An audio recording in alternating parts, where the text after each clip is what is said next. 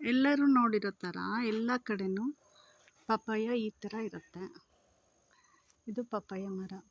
Papaya ಕಾಯಿ ಈ ಥರದಲ್ಲಿ ಇರುತ್ತೆ. ಆದರೆ ನಮ್ಮನೆಯಲ್ಲಿ ಒಂದು ಸ್ಪೆಷಲ್ ಗಿಡ ಇದೆ.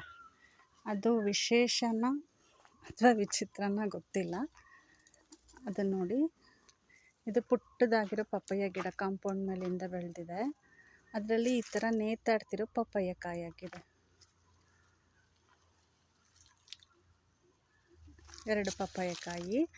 ಅದಕ್ಕಿಂತ ದೊಡ್ಡದೊಂದು ಗಿಡ ಇದೆ ನೋಡಿ, ಅದರಲ್ಲೂ ಇದೇ ಥರ ತುಂಬ ನೇತಾಡೋ ಪಪಾಯ ಆಗಿದೆ.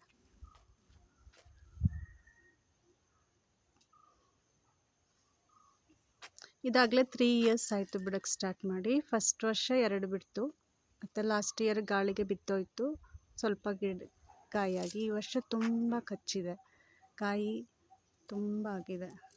ಅದ್ರ ಕೆಳಗಡೆ ಒಂದು ಚಿಕ್ಕ ಗಿಡ ಆಗಿತ್ತು, ಅದು ಸಹ ಈಗ ಕಾಯಿ ಬಿಟ್ಟಿದೆ.